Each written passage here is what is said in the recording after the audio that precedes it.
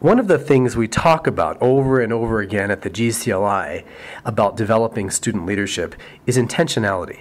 That is, how can you take something that may already be happening at the school, it might be in the mission, it might be happening at some clubs or sports teams, but make it more systematic and explicit and universal, so that one achievement in student leadership leads to another until a ripple effect is unleashed in the very fabric of the school. There's no one I know more articulate on this topic than Gordon McNeill. He came to the Gardner-Carney Leadership Lab in our inaugural year in 2005 as the Dean of Students of Sage Hill School in Southern California. He has since become the head.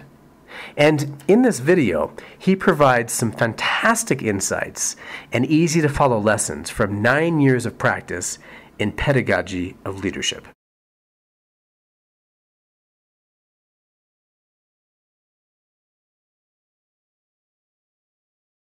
All right, well, Gordon, thanks so much for chatting. My pleasure. So, you're the head of school at Sage Hill. Talk to us about how do you develop leadership there among your students? Yeah, I think for Sage Hill School, there's obviously a lot of ways you can go about approaching leadership. I think one of the things we've done really well over time has been to make sure it's embedded throughout our curriculum. So, like every school or most schools, we have our student body council. We have our honor committee, we have our peer leaders, and those are your assigned, typical, traditional leadership bodies that have a faculty advisor, and they move along and they do some great work. But what do you do with the other 400 kids who don't get elected or selected?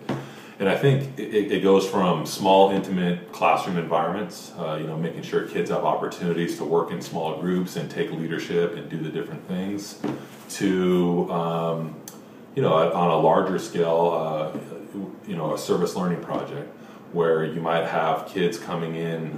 For our school, we have partnerships with local public schools, and we have students who are in our 9th grade who will design the curriculum, actually own the curriculum, work on that curriculum, and then work with 3rd graders from a public school and teach them that curriculum. So you talk about leadership, it's like understanding what a kid might need one week to the next week, adjusting on the fly, thinking that through, and actually making decisions that they own. And so ownership becomes a big deal with leadership. You're putting your faculty together, and when you're talking about this, it takes the ability of the teacher to take their ego out of it and let the student make some mistakes. Let them play with it a little bit. Let them walk in and do a lesson with a 3rd grader that does not go too well, just like we've all done as teachers at one point. And you learn from it. And you get better, and then you own it, and then you lead. The other beautiful thing about it is when those students become 10th graders, as part of our program, our 10th graders talk to the 9th graders about their experience. And so that's another form of leadership. That's just, I'm thinking about our 9th grade retreat. Our 9th grade retreat, you would see faculty members there with 120 9th graders in Big Bear, California, up in the mountains. But you would also see about 40 students from our school leading all the exercises. All of them? Not the teachers. So our peer counselors, our student body council, our honor committee. So the kids go through these rotations where they're on a hike, and then the honor committee brings them into a huddle and they start talking about what does it mean to be honorable on our campus. And they lead that conversation. The faculty advisors are just part of the group, raising their hand, having conversations as if they were one of the kids. It's great. So you see that on campus all the time. Yeah. And that's what it looks like. I think if you walked on our campus, it would be palpable. So at Sage Hill, do all students get the opportunity to develop as leaders? I would say we hit at 90, 95%. 90 to 95%. Those kids have an opportunity and they take it. One of the things we looked at a long time ago was we talk about our mission statement.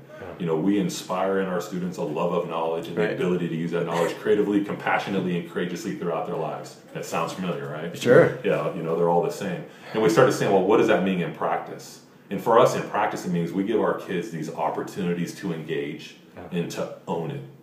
And as a result of that, they're going to have a transformative experience. That's what we mean when we say our mission statement. So we try to break it down into language that makes more sense. So we're constantly looking for kids to have opportunities to engage and own it. And if we can find those ways, or if you own it, you're leading it. Do you have 1 or 2 stories of students that come to mind who really exemplify what you're talking about? I have a story. It was my birthday the other day, and I was up at our town meeting. It might be a chapel for you or something else for a different school, but what we call our all-school meeting is a town meeting, and we're together, and the whole community's there. And a few of the students took it upon themselves to grab the microphone. They had made these cupcakes for me, and they got the whole school to sing happy birthday. You would think that's a small thing, but the students who are out in front doing it, maybe they've never been on the microphone in front of 450 kids before. And they're leading 450 kids through happy birthday. The best part of the story is I took the cupcake and put it in his face. We have that culture on campus. But you know what was neat about that? And I actually got this compliment afterwards. So the cupcakes, there's like 6 cupcakes with the frosting on top. I throw it in the kid's face, having some fun. And they like me like that. That's how our relationship is at school. But without me saying a word, 6 of our student leaders who run the all-school meeting cleaned up the cupcakes. Now, I would ask you at every school, does that happen? No. I would ask you to walk on our campus at the end of lunch, and the lunch space is clean. And we're all outside Southern California, 450 students. Why does that happen? Well, our football coach earlier this year decided that it was going to be something that he challenged his team to lead. And say, hey, look, let's us take responsibility. Leadership. It's a small thing. But the students do that. Now, football season's gone. It's been over for 2 months. And it's still happening. And so it's just embedded that we follow suit. And what happens when you have a senior, boy on the football team saying, look, this is important, he doesn't necessarily tell people to do it. They just see it. They do it. 9 years ago now, you were part of the first class of gcLi. Right. It's been a while. Looking back, how do you think that experience shaped your approach to developing leadership at Sage Hill? It was affirming, number one, to be at gcLi, and it was also affirming to see how other schools are operating and the intentionality. I think what changed for me was it went from part of the DNA and it was something that we looked at to it became very intentional. And so as the dean of students at the time, I came back and I thought, okay, we're doing a lot of this, but there's no intentionality behind it. So things like the freshman retreat, which used to be very much faculty dominated, all I did is said, look, why don't we bring along our student body government that first year, just those 10 kids, and let them co-teach a session with each faculty member. 3 or 4 years later, I don't even remember the conversation, all of a sudden they were leading it. It just evolved because they were so good. And I don't know how you were in 8th grade, but listening to a 45-year-old man talk about leadership in that moment gets a little bit dull after a while. When a cool 11th grade girl tells you this is how we do things at Sage Hill School, you listen. And so I looked at what I would consider the easy things. We're going to a retreat anyway. It would be great to have some of our older kids there to kind of pass down. I had an opportunity to teach them about what does it mean to be a leader before we leave. And then we go, and then they get to do the leadership. And that's just a small example. But you look for opportunities around campus. Once you go to gcLi, you see opportunities that you didn't see before. Many schools, people feel so pressed for time. And they think that the central part of our mission is academic development, prepare our students to get into outstanding colleges. Right. What would you say to that person who's feeling either or about also developing leadership? Well, it's not either or, it's and. And I think what we've done is it's actually made our life easier to get the academics across. So just think about it for a second. You have 15 to 20 students in a class, and they're rambunctious and they have a lot of energy. Imagine if they walked into class and they felt like they owned a part of it, and they felt like they were leading a part of it. All of a sudden, all those little issues where they're being distracted and they're not necessarily paying attention or they're drifting off thinking about their next lesson, it goes away because they're going to be on stage, they're going to be talking, they're going to be leading the session at some point. So you and I just came out of a session where I had to speak. And while other speakers were speaking, I was listening closely because I didn't want to trip over them or repeat what they said, so I had to focus. So my level of focus went up. I would argue that as a result of me being confident because I'm in front of the class, as a result of me having to focus because I'm going to be speaking here in a few minutes, all those things add up, and then all of a sudden the academic experience is enhanced. And it's actually experiential, like I'm learning by doing it. A huge difference. I didn't become a good academic until I started teaching.